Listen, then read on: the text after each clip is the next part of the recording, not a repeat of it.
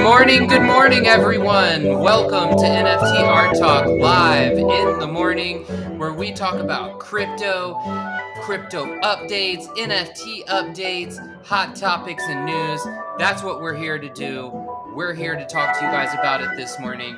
We're here every day in the mornings around 9:30 a.m. Central Time, and then at 1 p.m. Central, talking about the art and the artists that inspire us in that segment. We want to welcome you to our community of acceptance and celebration, where we talk about all of the NFT, art, music, fashion, culture, and metaverse that inspires Karthik and I on the reg. We hope you're having a great Monday morning. If you haven't met us before, I want to go ahead and introduce ourselves. My name is Moshe, aka DJ Fetus. This is my homie, brother from another mother, Karthik NFT in all the places. What's good, man? How's your Monday morning going? Chill, man. Just getting up, getting ready to kind of review a couple of articles. So this morning, just happy to be here, man, on Monday morning. True. Well, welcome everyone. Yeah, I'm having a great morning too. Hold on one second, guys. So basically, we want to take you out. What we do every Monday morning is we start to talk about the crypto markets and all the NFT data we can find. We like to take it to CoinMarketCap, so we'll start there. Yeah, I mean, Bitcoin's looking pretty good. It's sticking around this 30. Well, I guess it's up to you to decide if it's good or bad, but it's sticking in this 30K range. I see a lot of green on these charts, so I like to see that. Ethereum still hovering in the 2 range as of the thing. Again, XRP in this low 40-cent range. Cardano in the 55s. Then we got Solana at $52, Doge at 0.08, and then let's see here, Polygon Matic. We always like to wrap it up with that around 68 cents. Everything up in the 24-hour range, in the 7-day range even. In the last week, it looks like a lot of these coins are up. We see a lot of green on this chart. Kind of like to see that, gotta be honest. And then some of the trending coins we kind of see at the top. Terra, they've had some crazy stuff going on there with some hacks. Still seeing these random coins with 1,000% gainers. Don't know what that is. That's for you to go research and find. Karthik, did you have any thoughts? Just the market's kind of just staying right here. People calling it a bear market. Some people are just waiting to see if it does go up. Just curious. I mean,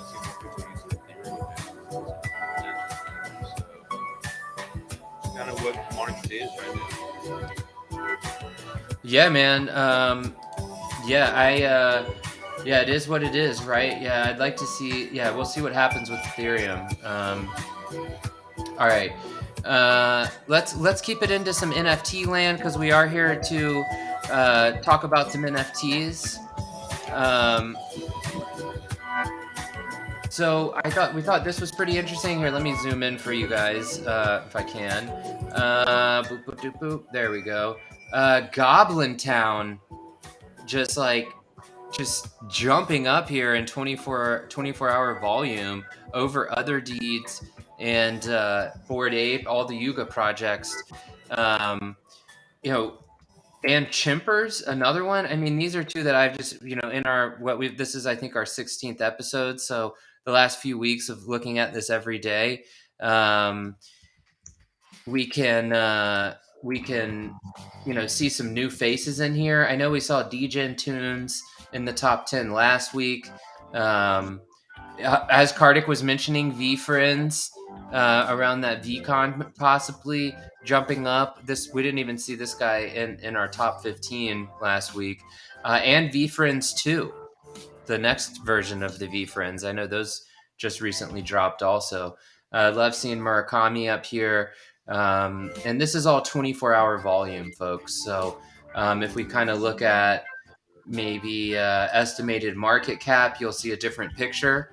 This is where we see these classic, kind of Yuga top 10s. But it is cool to see VeeFriends now jumping up in there after the conference. Yeah, they said that they had that at that stadium up in the Northeast. A lot of influencers came through for Be Friends. It seems more like a kickoff party trying to get people involved into Web 3.0, from what I saw in kind of the videos that I'm seeing. And a lot of people are saying that it's going to really, it's kind of like the teaser to like these NFT NYC and the bigger NFT events and stuff like that. But it's pretty cool that they threw that event this weekend. Yeah, I think it was was it Minneapolis or Milwaukee? I was kind of shocked by the Also, location, to be honest, but I think that's kind of cool. See maybe the Midwest will arise as like a crypto capital or something. yeah, I think it was Um, in Minneapolis. yeah.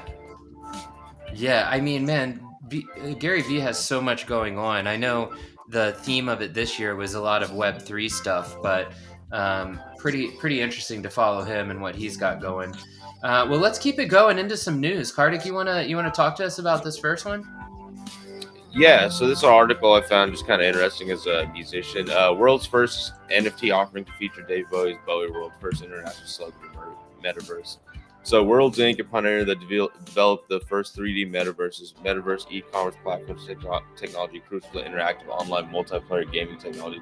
So they announced that its debut in the NFT arena will feature NFTs from Bowie World, the world's first global celebrity metaverse created in 1999 by legendary musician David Bowie and Worlds Inc. Bowie World was the first online interactive virtual world for a celebrity that also features the first metaverse e-commerce platform where Bowie offered custom avatars, music, art, clothing, and other artifacts for purchase. I just thought this article was cool, basically because David Bowie is doing this back in the day, and then David Bowie is no longer with us now in physical form. So it's kind of cool to see them kind of redo this in an NFT format. But I just thought it was tight because I always think the musicians kind of ahead of their time if they're super in their art. And you can see Dave Bowie was actually doing this in '99. I know you had some video games that kind of did the same thing, but it's cool to see a musician actually doing this. And then now it's kind of coming back into light because NFTs are getting hot. Yeah, totally off topic genre wise, but all genres welcome. It does. I was thinking the other day, how does Gorillas like make their entry into this new like metaverse? Because they were really doing a lot of this stuff also for their career, where they were doing like the animated characters and like creating different worlds using comics and art and I mean they probably were inspired by David Bowie, so it is cool to see something like this in his memory or honor too. um yeah, I'm Yeah, I sorry, mean, just no, you go ahead, yeah, it'd be interesting. Gorillas should do something like this. I think any kind of like animation format and music should do something like this. But it's just interesting because some of these bands might sign, record label contracts or content contracts. So distributing that is what's probably like holding up a lot of this in the NFT marketplace, and also just them understanding how to distribute it correctly in this marketplace. Yeah. You're right, man. Understanding how to do it, being afraid of the technology, I think, is a barrier of entry. And like you said, the rights, and do they own their own rights, and can they even do stuff like this with their music and art and things that they create? All of this are things to consider. And yeah, I was just gonna side note. Isn't it interesting that in a lot of these press releases and news reports we pull up, it always says the first, world's first. It's like everybody's trying to like be the first, but it's like, dude, there's so much crazy stuff happening in NFTs, like, and especially in the metaverse, and even adaptations of the metaverse. Like, what does the metaverse even mean anymore? Is it just like is it just an interactive video game at some level? Is it a bigger community or town gathering? Like, there's so many different things happening. And yeah, I love to see the artists adapting this, and I love to see people paying homage to the people that were like, oh, trying to do this before the technology, like Karthik talked about, because I think that inspired a lot of this technology, right? Yeah, man. I mean, it's good. I was just clicking on here because they actually have the website to Bowie World, and like from 1999, it looks kind of like spatial, honestly. Yeah, and Like spatial. a big gallery and stuff. I mean, spatial is a little bit more. They're more interactive, but I'm trying to see if I can find it. I think you got to Okay. download it. Yeah, you got to download it. But yeah, anyway, I thought it was real cool. I just think it's cool, man. Like honestly, I think all this metaverse is just video games, straight up. But you have to download the program, something like that. But you know, you can see a screenshot or whatnot. Yeah, it looks Um, like a NFT.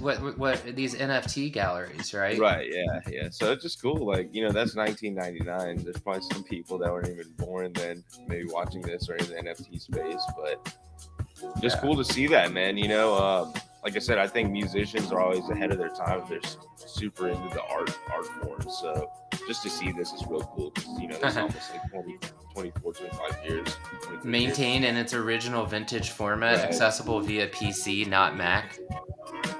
Wow. Okay, so I gotta find an old PC and like get at Right. it. That's really cool. I mean, yeah, I mean Bowie was visionary. R.I.P. Respect. Rest in power. This was just another one that kind of also looks.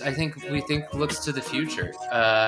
Blockchain and crypto set to take sports industry beyond NFT collectibles. So we just thought this was interesting because it really speaks to some potential in with these cryptocurrencies. The article Bitcoin has been attributed as the most prominent blockchain use case, showing the technology's prowess in successful delivering an immutable and truly decentralized ledger over the past 13 years. So it's been around for a while.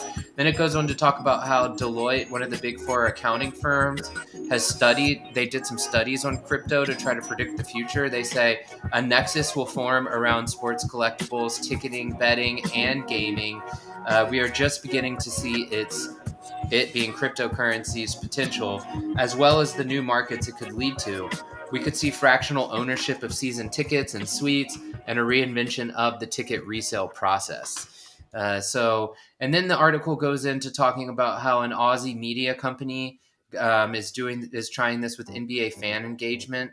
After like kind of studying this Deloitte, the group called Basketball Forever, um, essentially started trying to do this. Will They're going to be offering like some NFTs that get you various basketball and NBA personalities depicted. So you know you're starting to see like I think that was mentioned because it's almost like a derivative. Like you know you have these apes and then you have all these other like different like the bored apes. Then you have like a million different other types of apes now. And you know this is you know that's what they're saying like it's going to go much further in sports than what the way it's initially being viewed. So right now it's just like, oh, you know, collectibles, no brainer. Basketball cards should be digital, no brainer. You know, special fan prizes, no brainer. But it's going to go so much further than that. You know, as far as like ownership, it could be ownership of tickets, ownership of teams, distribution through smart contracts, and then it goes you know this specific article talks about the resale market. And so when you buy a ticket that is attached to the blockchain and then you go resell that to someone else, like the teams are going to be able to profit from those sales, which I know we talked about in music on previous shows. So it's pretty interesting to see this. It's cool to see it publicized. It's cool to see them mention like a derivative NBA program, like NFT, just kind of keeping it front of mind, you know, interesting stuff. Yeah, the NBA has always kind of been ahead or league leader in the major franchise sports of accepting kind of this NFT blockchain technology. You look at NBA Top Shots; they were kind of like the first ones to kind of do that.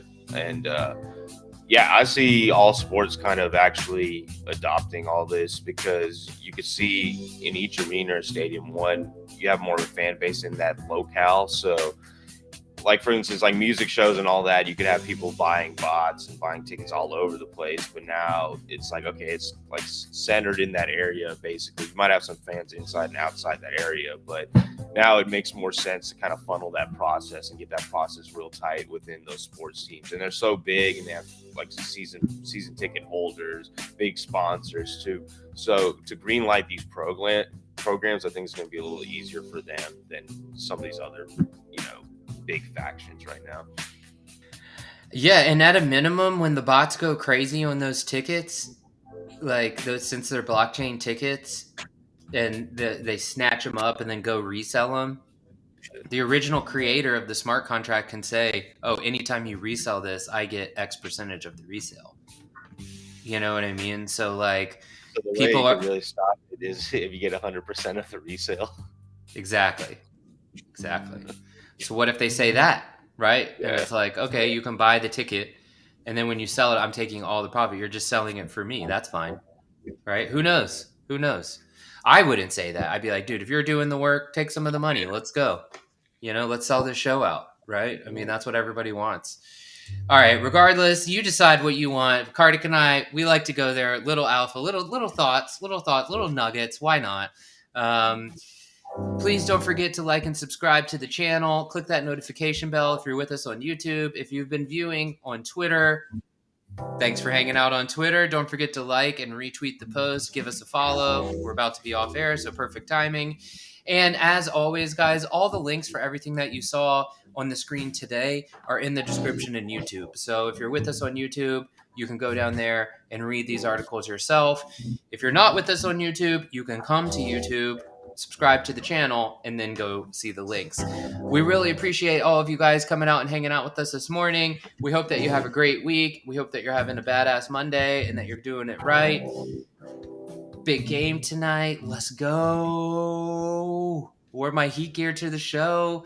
Gonna let Karthik close us out. Yeah, appreciate your time here, Moshe. Appreciate us looking at these articles in the morning. And yeah, just enjoy the day, enjoy the morning, or enjoy the night wherever you're at. And keep on researching about NFTs and creating NFTs and just get into your local art scene, actually. I think that's what it's really about. And that's actually what's going to help grow this sector. Amen. We'll see you guys later this afternoon at 1 p.m. Central Time. Same place, different time, different topic. Talking about art and artist only vibes all afternoon. Have a great day. Take a break later and kick it with us. We'll see you later.